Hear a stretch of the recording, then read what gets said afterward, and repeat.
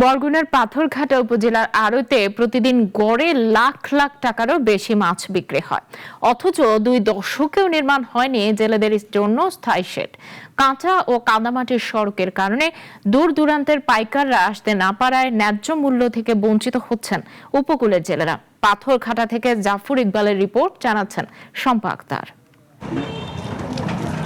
ভোরের আলো ফোটার আগেই এভাবে বলেশ্বর, বিষখালী ও পায়রা নদী থেকে নানা প্রজাতির মাছ নিয়ে ট্রলার ফিরে বরগুনার পাথরঘাটা উপজেলার পদ্মা স্লুইস খালে। কিন্তু এত বড় একটি মাছের আড়তে নেই জেলেদের জন্য একটি টলশেড, নেই কোনো টয়লেটও। বর্ষা এলেই সড়কটি প্রায় চলাচলের অযোগ্য হয়ে পড়ে। আমাদের এই রাস্তাটা খুবই দরকার, কারণ এই রাস্তাটার সমস্যার কারণে আমরা মাছপোনা নিয়ে যাইতে অনেকটা কষ্ট হয় আমাদের। জানিয়ারাতে বইয়ে রয়েছি, মাছপোনা যদি আনি এই রাস্তার কারণে আমরা কোনো কায়দাই করতে না, যাইতেই পারি না ভাই। এই রাস্তার ভিতরে আমরা সহ্য পারি না। আল্লাহ আমার গরিব বানাইছে বিদায় কেন এই রাস্তায় দিয়ে মাছ কিনে খাওয়া লাগে, মাছ কিনে বেচে খাওয়া লাগে।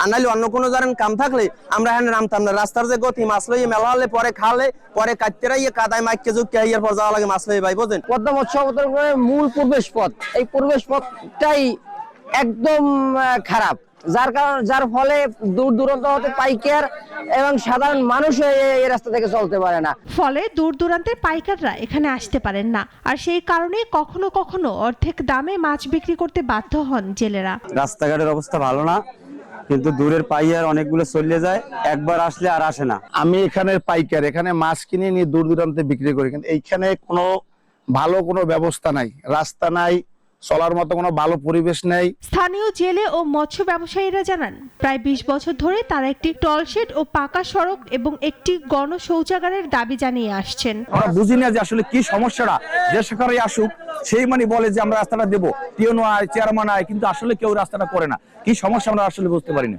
মাননীয় প্রধানমন্ত্রীর কাছে দাবি করি আমাকে এই রাস্তাটা যাতে দ্রুত তাড়াতাড়ি একটু নজরে নেন, এই ব্যবস্থাটা করে দিন মাননীয় প্রধানমন্ত্রী। একজন চেয়ারম্যান আই, এমপি আই আমরা করবো, আমারে ভোট দিয়েন, হ্যাঁ আমরা করে দেবো, ভোট দিলে এমপি করে দেবো। বহুত এমপি হয়েছে, কেউ করে নাই।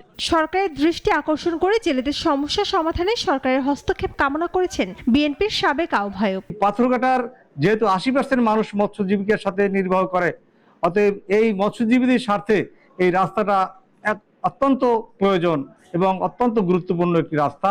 আমি আশা করি যে পদ্মার যেখানে মাছটা অবতরণ করা হয়, মাছ বেচা কিনা করা হয়, বিক্রি হয়, সেখান থেকে যেন একটি রাস্তা অনতি বিলম্বে করা হয় এবং জরুরি ভিত্তিতে একটি ট্রল সেট স্থাপন করা হয়, যাতে এই মৎস্যজীবীরা, আমার এলাকার সাধারণ অসহায় এই জেলেরা যেন মাছ বেচা কিনা করে তাদের জীবিকা নির্বাহ করতে পারে।